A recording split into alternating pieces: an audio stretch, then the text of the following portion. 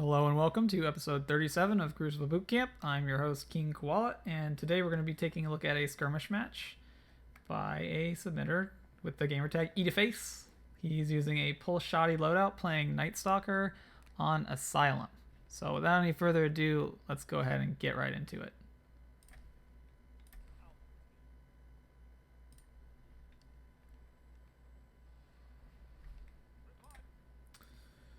So he's using the raid pulse and a shotgun. Now, as a Night Stalker with this kind of loadout, when you have your primary out like this, you got to play very much on the ground. It's important. You don't really have any good in-air accuracy while you do this. And also, if you're gonna push, you can either use Shade Step to either defensively pull people back into you, or you can offensively use it to go around people in order to get into that shotgun range. So that basically gives us two different styles of play we can utilize. Also, when you Shade Step either direction, you can also end it with a jump. You can get that verticality into it, and you can drop down on people shotgunning. So keeping all those things in mind, that's kind of how we want to be playing Shotgunner as a Night Stalker. So it's important we go immediately to the 50-50, and then we have a really, really nice spike grenade here. Tags both people, absolutely beautiful. So we need behind us, the enemy's behind us, so we just need to convert that into a team wipe and then decide which side we're going to push onto. So now that we've gotten a kill, one of our teammates is dead, the other one we don't really know where they are, so we're going to focus, we want to focus on this res, which is good. Get another extra free 50 points for winning that engagement. You can see already, even though we only got 3 kills with assists and the revive, we've got an extra 180 points. So it's really nice. That's why it's really important when you play threes that you really focus on when you win those engagements. You don't want to just be mashing that revive button. You want to give your team the most points possible out of every single engagement, because that's going to add up. If you get an extra 150 points every engagement, you don't need to win as many full team fights to win the entire game. If you get triple res, or you get 1 res, you get a bunch of assists. Every assist is worth half a kill. If everyone on your team gets an assist on every single kill, that means you get an extra 100 points per kill, right? So if someone's killing them, 2 people get plus 50 each. So every kill's worth double. So you have to do half as many kills to win the entire match. So sticking together, that's the power of sticking together as a team, is then you only have to work half as hard in order to win the game. So here we don't really have an angle on anyone. We haven't really pushed anyone off of spawn in this position, and so we need to make a decision. Again, we want to support our teammates, so we need to move out, as we do here, to support our teammates, which is good. Our teammate hops down, and we are in no position to protect them, right? They're all the way down, so we need to continue to close the gap with them. Here, kind of get stuck on shapes, not a big deal. Up top, our teammate tags someone, kills them. Again, now we're in a position where you don't really want to go through the solar grenade, but you also don't want to give up map position. You don't want to give up the ability for the enemy team to push into your team. Now, in this situation, sometimes it's best to just take a couple points of damage so you can go back to assist your team. Now, our teammates pull back into us, so we're relatively safe.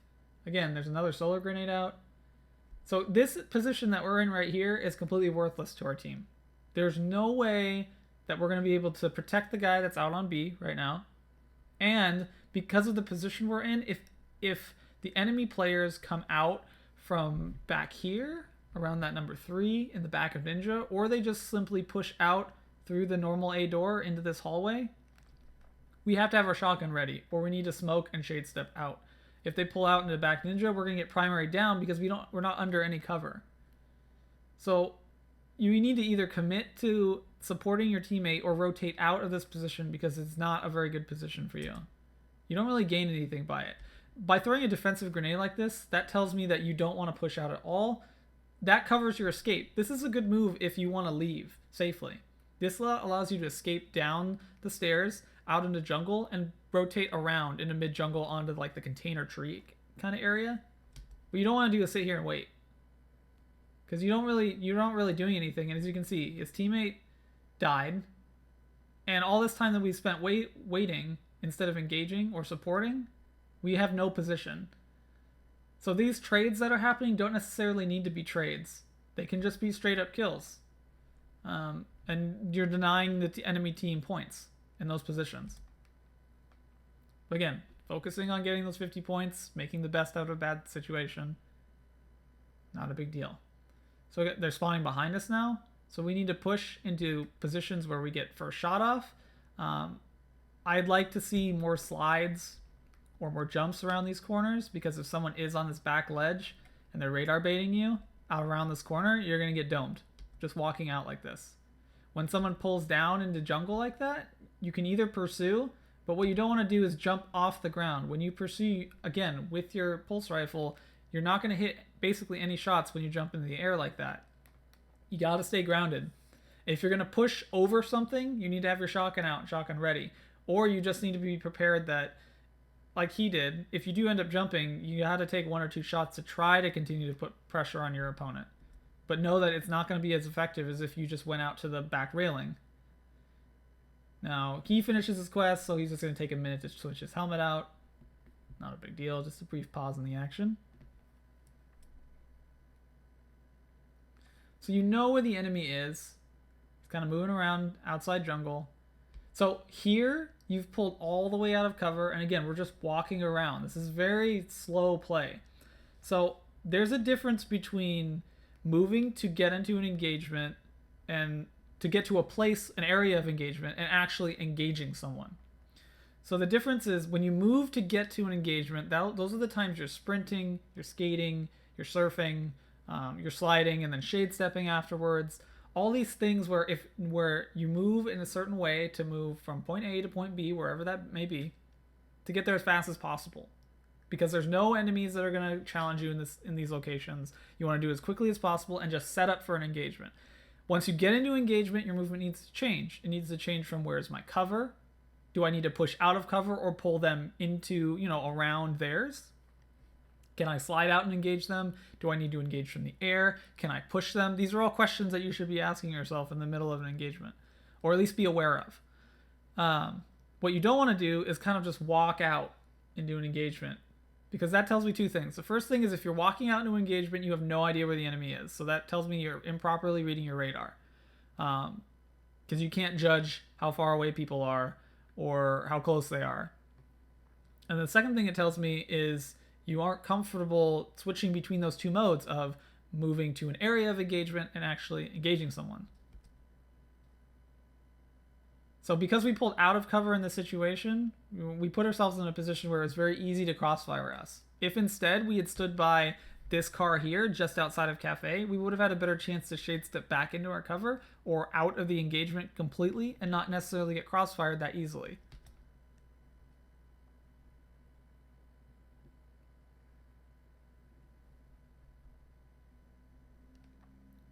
So off spawn, when we're in 3s, we want to be focusing on where's our teammates, how can we move to support them.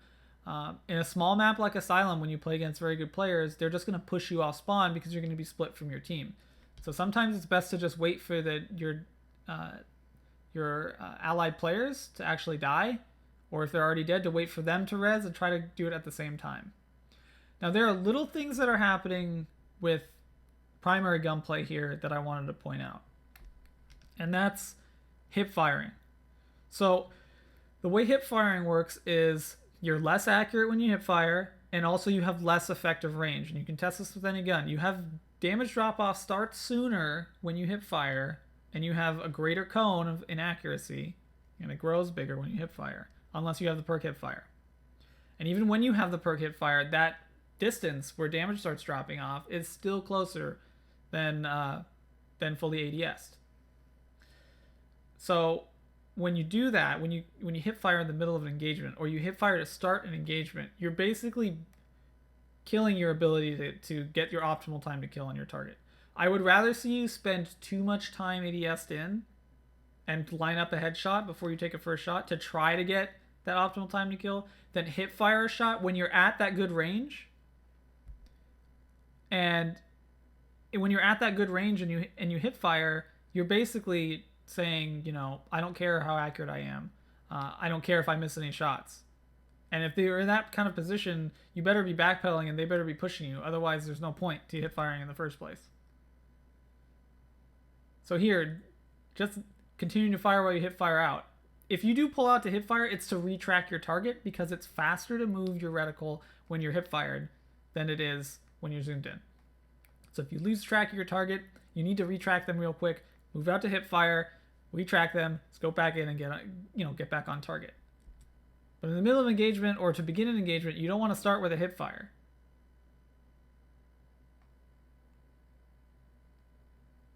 So this is the first major point that I wanted to bring up, and that's push timing with a shotgun. So when you have a shotgun, you have to keep in mind that there are certain situations where your gun is very good, and there's very little risk to making certain maneuvers as opposed to others. And mostly that comes into play when you want to push someone. When you want to push someone, the high risk plays when you push someone are things like charging straight forward, through a choke point into an open area, and they're going to be able to put shots on you. That's a very high risk, low percentage play, right? You're not normally going to be successful just pushing straight ahead at someone. Even when you run something like Juggernaut, to try to make up the difference between pulling out of cover and into a large open area. That's the power of Juggernaut, is it allows you to push into more open areas, not necessarily a completely open area, but a more open area in order to close the gap. Because you have a temporary shield, you have a temporary set of cover on your body. Now you can still be shot while using something like Juggernaut. So you can still be shot, on the very tip of your head or on the very tips of your feet. You're still going to be able to take damage. Or, if they're far enough away to get 3 full pulse bursts or 3 hand cannon shots off on you, that shield's going to break. But you have to keep that in mind when you push someone with Juggernaut. Now when you don't have Juggernaut and you want to push, you need to make sure that your push over or around or through cover is as short as possible, and it's within the time period of you being able to be primaried down. And there's different timings of this. So if you're pushing 2 people, you need to push in a way that it takes half the normal amount of time of a primary in order to get to that first target. Because if you do end up getting team fired, you only have half the time to survive. So that means you basically need to be in within a slide or possibly 2. 2 is kind of pushing it for team fire in order to get into that shotgun range. If you're not in that range initially, you shouldn't be pushing with a shotgun.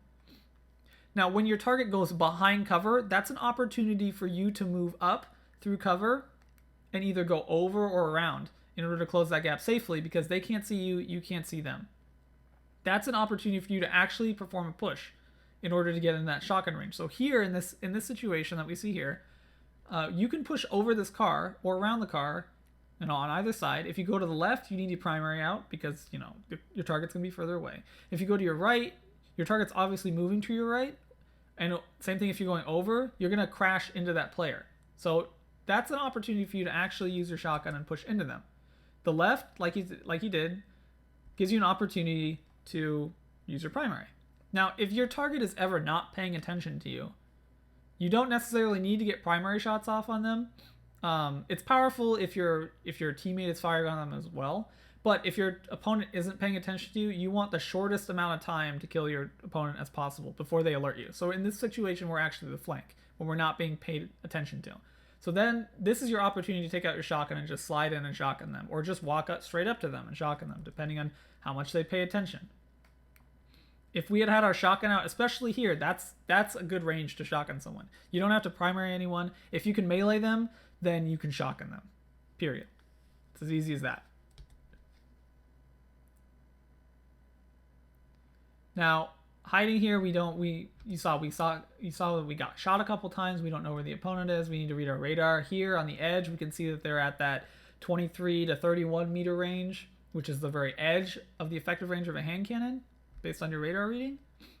So that means we're within our primary range. We're not necessarily going to get pushed by a shotgun. But that doesn't mean that this res is safe.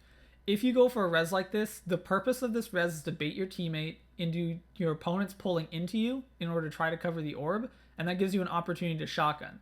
So this is another way that you can shotgun bait someone, is using your teammates, just dangling them in front of the opponent, saying, hey, come kill this person so I can kill you again. I wouldn't suggest doing this.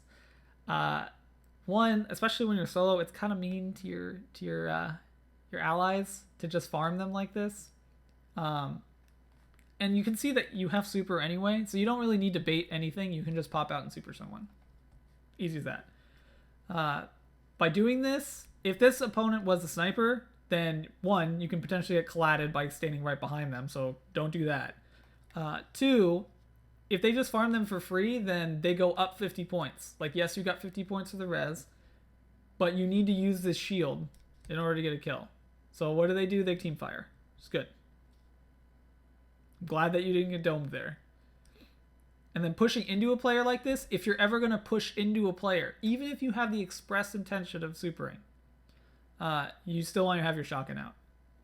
If you had your shotgun out there, you never needed to burn your super in the first place, because that guy was not prepared for you to push into him, and you just would have completely destroyed him with that shotgun.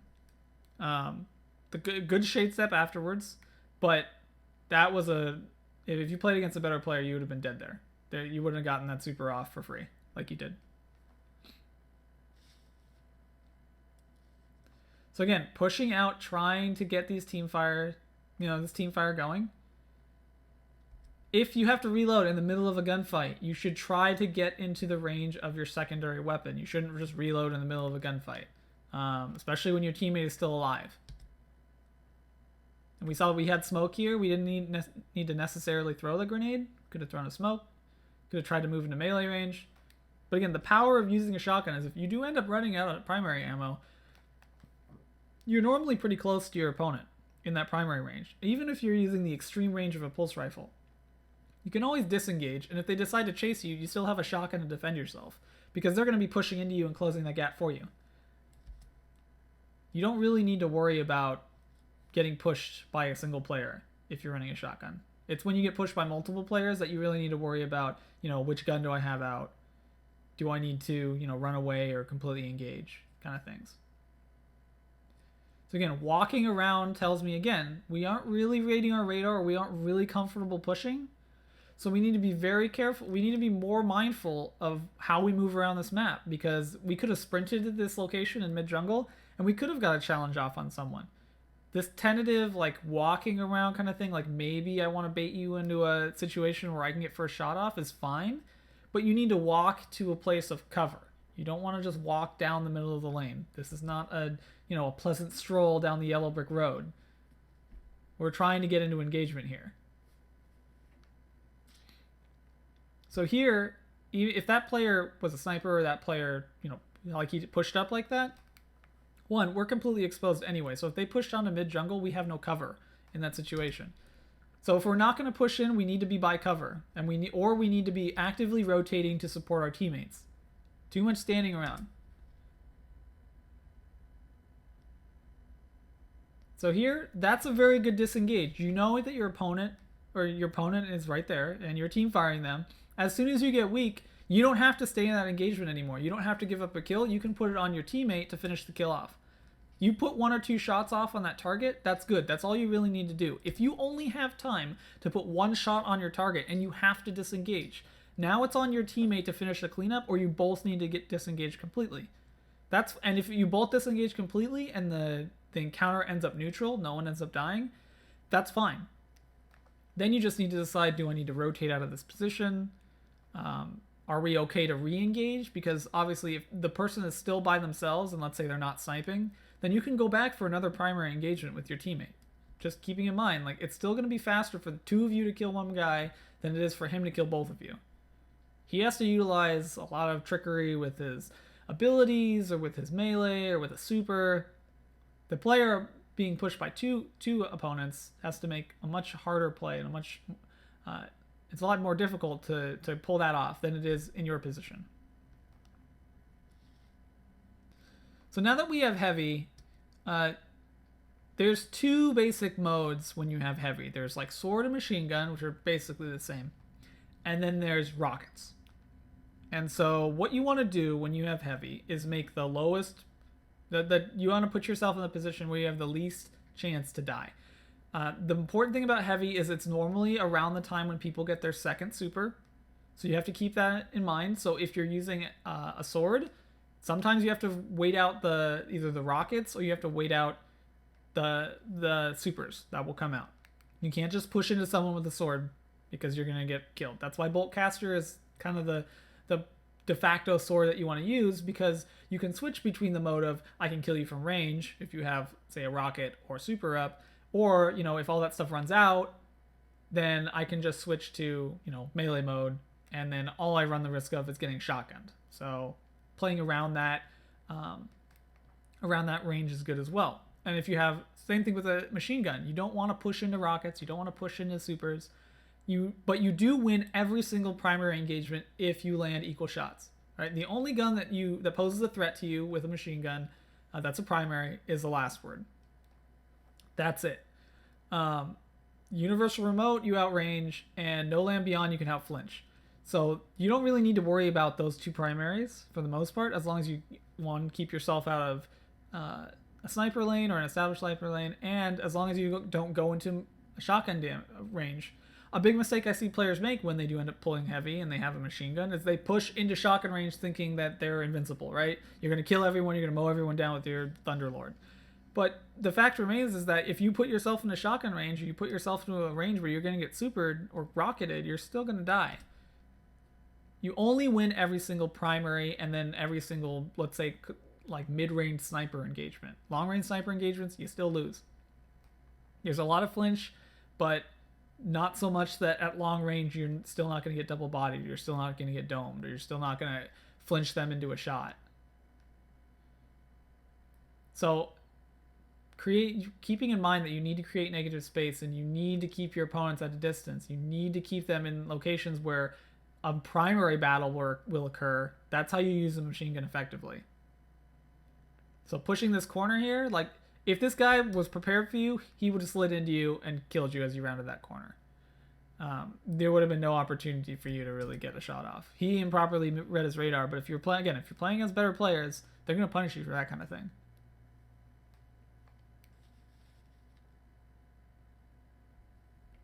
Again, that push up onto railing, if you see someone pushing you on railing, that's shotgun range, right? If that guy lands and slides into you, you're dead.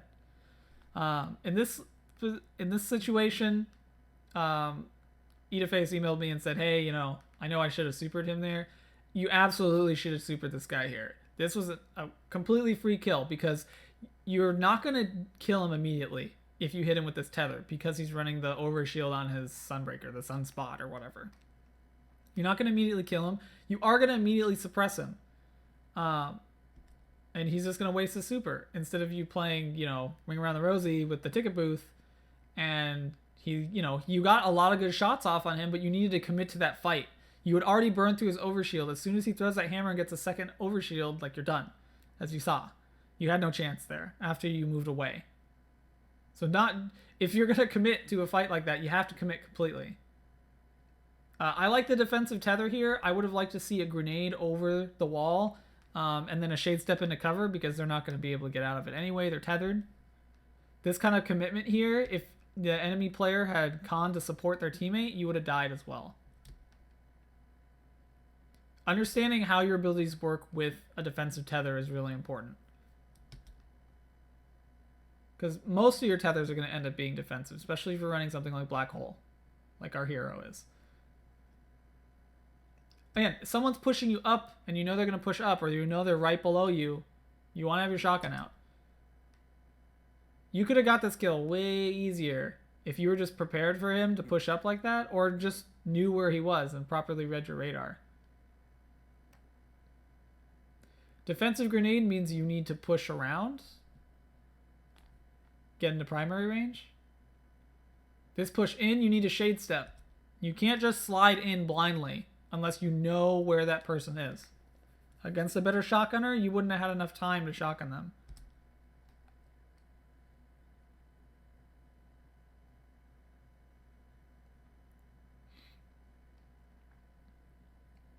And that's another issue of proper timing for shotgunning.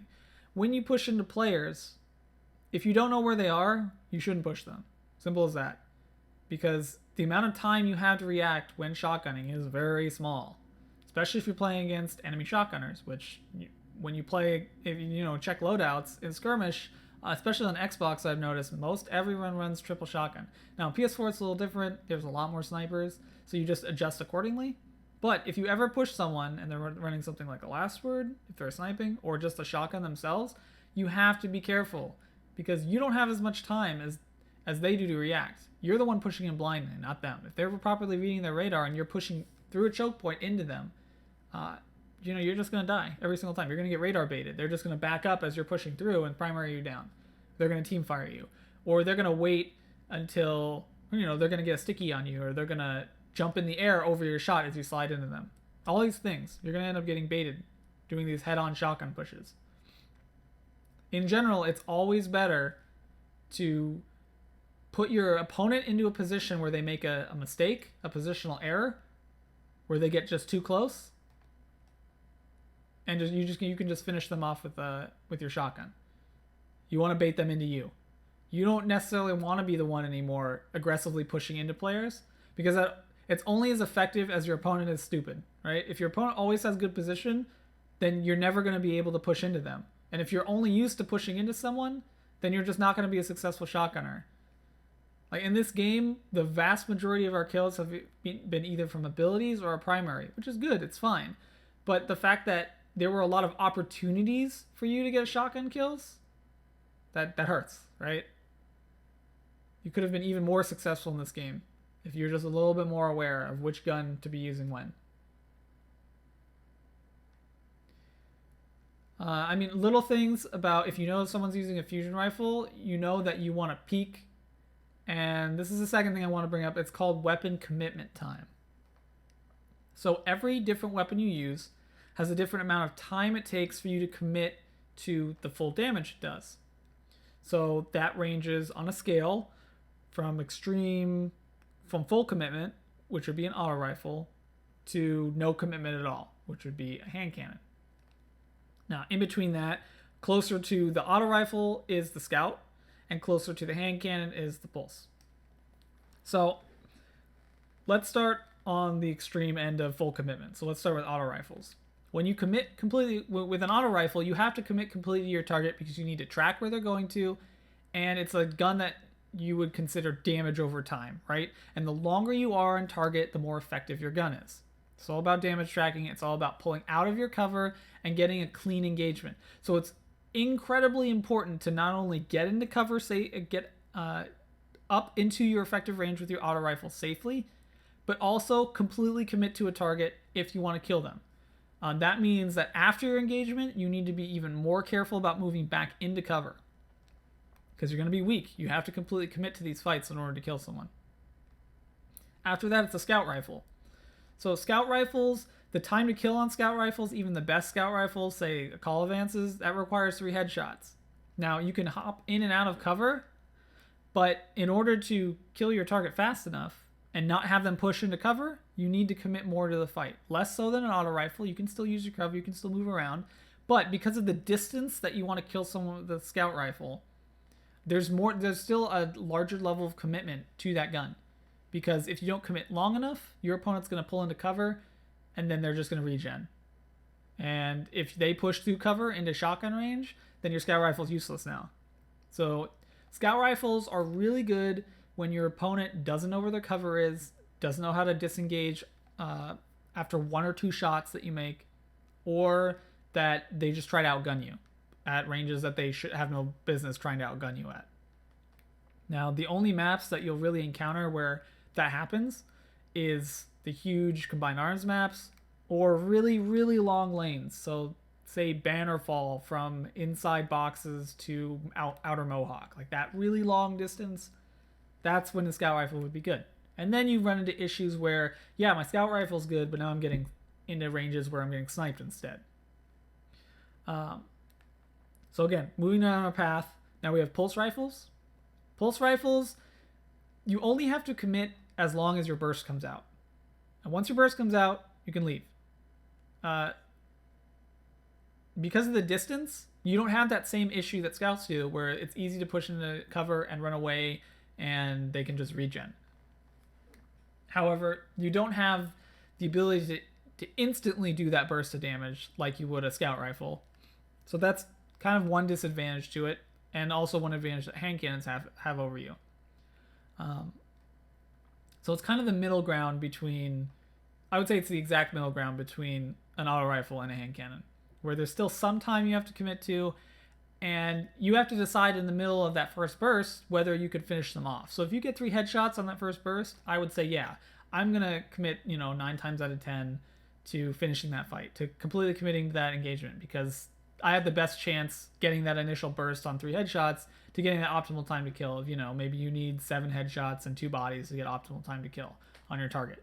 So that's, another headshot burst and then 1 bullet or 2 bullets right after that.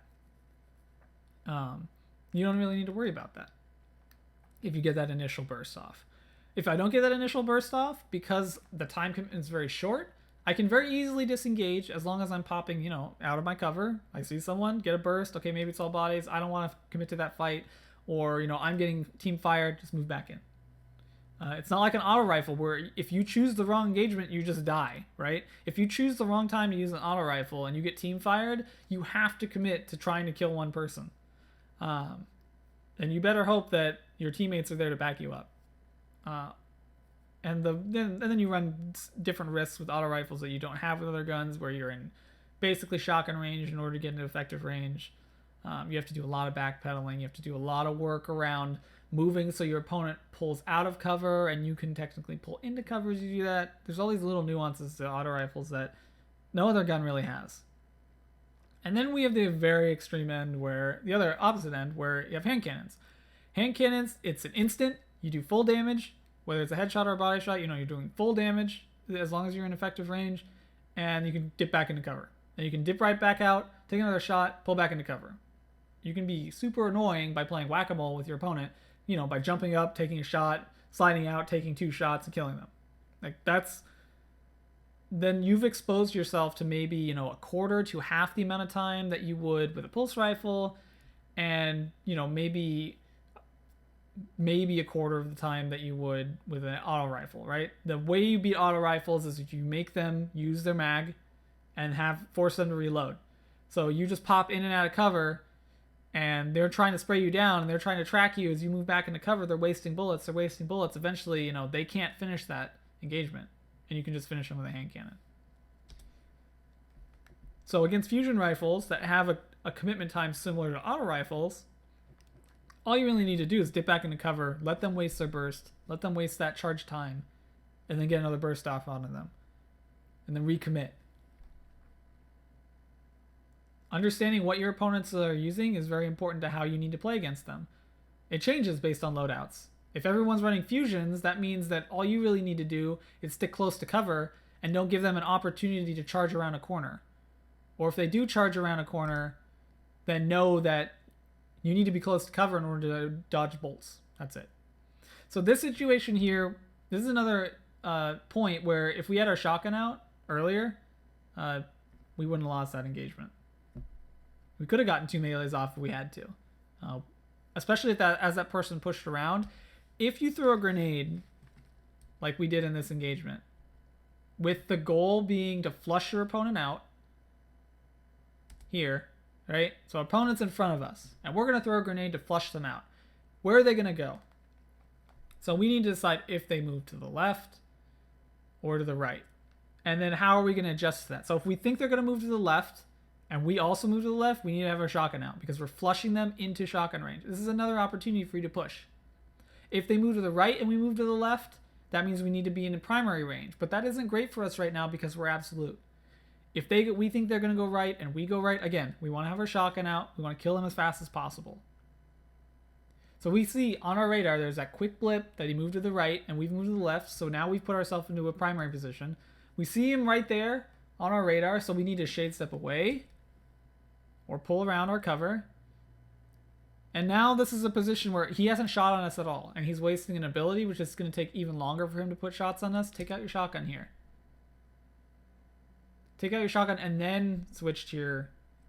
and then shade step away. That way when you come out of shade step, you're going to be weapons ready, instead of having that delay.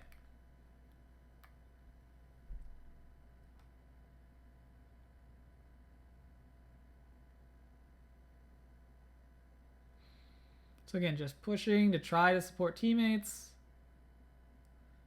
Keeping track of where our teammates are. And, I mean, the game pretty much finishes at this point. Again, walking around, waiting to try to find someone. You just want to push to a location and figure out where they're going to move to. You want to push to a point where you can engage someone that's moving through a traffic lane. So in the position we were at up top on B at railing, you can stay here. You don't have to push down into jungle. If you think they're going to move out into jungle, stay on this railing. Don't jump down. Just stay on the railing, and you can primary them if you think they're going to pull out into the jungle, or you can just have your shotgun ready when you think they're going to push into you. You don't have to push out into someone, especially if you're a more defensive style of player. If you're the kind of player that tries to go for angles and tries to let your opponents move around the map and you just punish them for that, you play a little bit more passively, then there's certain things that you can do in order to get the most out of that. So we're going to go ahead and bring back the map real quick. Let's open up Asylum. So quickly, let's just cover what I mean by, again, the difference between moving to an area engagement and getting into an engagement. So in this little situation, everybody's going to spawn alpha, right? And we know that they're going to move into B, into this area. So what you don't want to do, so moving to engagement would be sprinting upstairs into ticket booth, right? We're in ticket booth now, and now the enemy players are coming out of boxes into ticket booth. We've moved to our area engagement as quickly as possible. We didn't stop anywhere. We just moved straight there. Now, let's say we don't want to engage someone this close, right? We don't want to get to the point where they're on the balcony boxes here and we're in ticket booth, and that's just too close for us, right? We just want to deal with them on balcony. We want to deal with them on the seaside railing here. Then the way you would move to an engagement, let's say you want to use your primary, is you just keep that distance. So you move to back ninja, right? And that gives you a good angle on someone on railing. What you don't want to do is wait here in the corner, because then that player is just going to move around and engage you into shotgun range. This is okay if you want to bait them around this corner with your shotgun, but it's still better to be assertive. Again, same thing here. If we're outside in cafe and we want to engage someone out here in jungle, we should just do it from our cover, this car. We don't have to pull out to commit to this fight. We don't have to pull out to try to find someone. All we're doing is reading our radar to try to keep track of that, and then expecting them to move in a certain way. And if they don't move in that way, then we just need to adjust after that. But we've done that all safely. We are not searching, we're not actively pulling out of our cover in order to search for a target. We're just waiting for them to go where we predict them to go. And if they don't go there, that means they only have a couple options. If you read your radar that they're somewhere in this area and they don't pull out in the jungle, then they're in atrium, right? Based on radar reading, that's the only other logical explanation for where they are. Then, we can move behind the table in a cafe. We can just wait for them to pull around this corner. And if they don't do that, maybe we still read their radar and they're still in atrium, then we can move through cover in order to close the gap. Maybe we go to the back atrium and we have a good shot on them in the center. Maybe we come right through and we shotgun them. But at no point have I searched for my target. I've just read my radar and moved accordingly. So let's go ahead and go in a game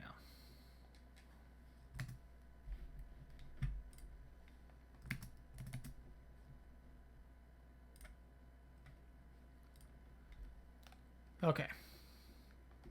Loading up Asylum now. Again, I'm going to show you different ways that you would commit to a fight, depending on the location, and kind of what that weapon commitment time actually looks like. So let me pull out auto rifle here real quick. Let's use the Doctrine since that's kind of the de facto best one at the moment.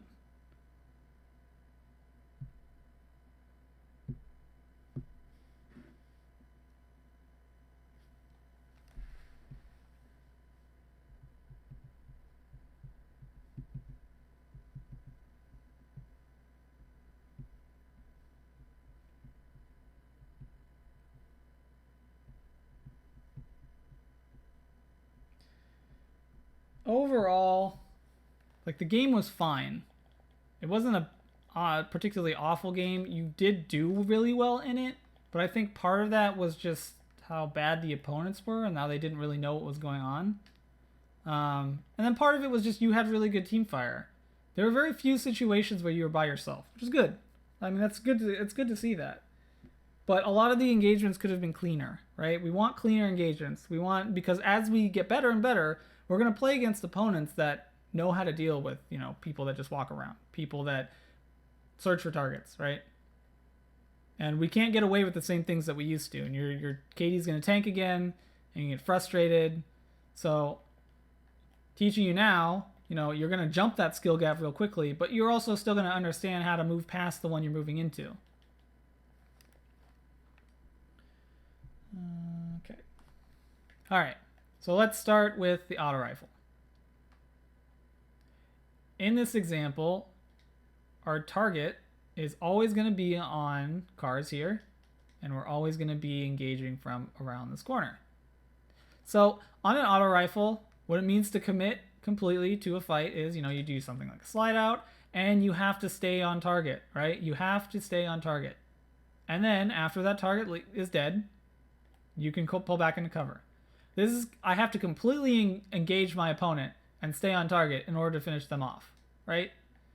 I don't have any option, because if I pull back into cover, then, and they're using something like a hand cannon, they're going to do more damage per bullet than I can, and I have to commit another set of time in order to kill them. So in order to kill a target optimally, I have to commit completely to a fight. So now let's talk about scout rifles.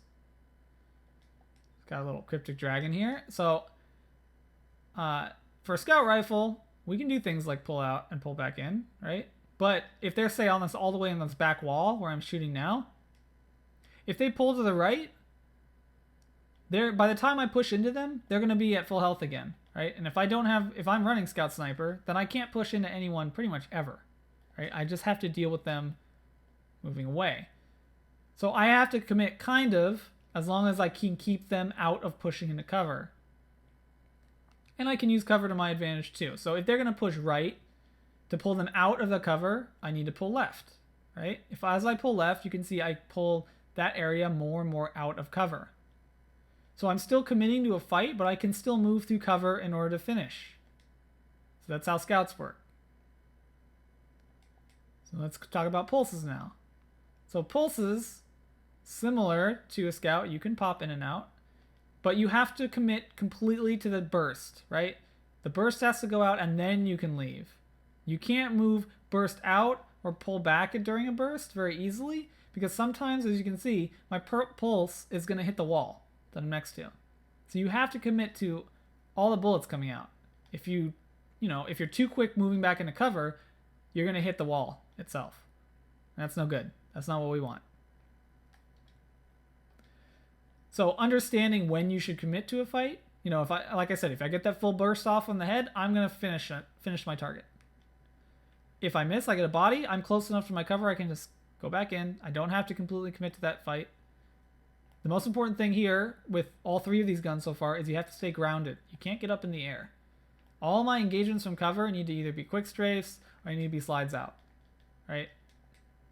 I can't jump out because I can't get that initial shot off very accurately. Yeah, sometimes you get lucky and you'll get 3 headshots on that initial burst when you jump out, but you can't rely on it. And again, we want to focus on those low risk, high percentage plays where we can just get a kill very easily. We don't have to work super hard for it. Finally, let's talk about hand cannons. So we'll use the Asylum this time. So similar to a pulse, just like before, our time commitment is very, very short, right? This is how much time you actually need to commit to a target when you're next to cover. That's it. That's all you got to do.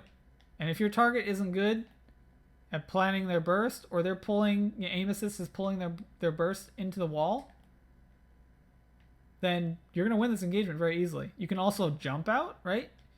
And if you have a hand cannon like I do with Icarus, then this jump out is incredibly accurate, right? And you can just go for a body and then aim ahead and ahead, or depending on archetype, or you can aim for a body and then head body, right? There's different things you can do very easily with jump outs.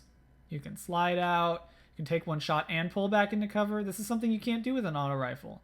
You can't come out, say, oh shoot, there's two people there, take a shot and pull back into cover, and still make yourself a threat, right? You're not a threat if you're an auto rifle, you take 2 shots, do 30 damage, and pull back into cover. They're just going to push you, right?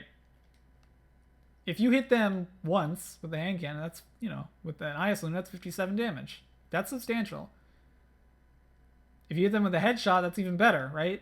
That's 86 damage, right? 86 damage.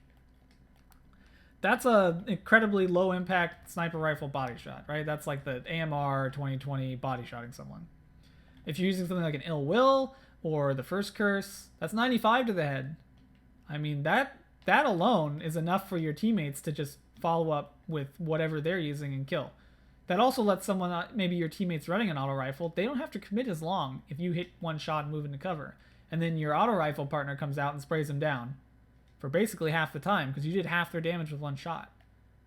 High impact hand cannons, you don't necessarily need to get a lot of kills with them because your time to commit and be effective as a teammate is just basically predicated on did you hit a headshot. If you hit a headshot, you don't have to commit at all. You can just leave, right? That opponent has half health, and your teammates can just finish. You can take as much damage as you want as long as you're still alive and just be a soak, right? You can come out here, hit them once, soak a couple shots, pull back into cover, let your teammates team fire.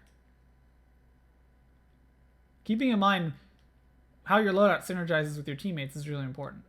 They're running something like if they're running a high impact pulse, same thing. If everyone hits one burst, one shot, then no one has to die and you get a target down. If all 3 of you, body shot someone, then they're going to be absolute and they're going to want to leave, right? And you're all going to be fine because you're not completely committing to these fights. So I think takeaways overall were understand your commitments, know whether you're moving to an area to engage or whether you're moving out into an engagement, and just understand the power and timing of when you should be using your shotgun. Yeah, that's pretty much it this time. As usual ways you want to support, you can support. Don't. I always appreciate it, no matter what you guys do. And word of mouth is probably the best thing. So tell your friends what I do. Tell your friends to submit so you can get better as a team, or tell your friends that, hey, this is how we're going to take ourselves to the lighthouse. Just watch these videos or listen to this show or check out me getting roasted by, this guy named King Koala. As usual, if you want to submit anything to me, send it to keen@cruciblebootcamp.com. Everything is archived, and I know I'm a little bit behind. I apologize, but everything will be updated shortly. I've been your host, King Koala. As usual, thank you guys for watching very much. And class is dismissed. See you guys later.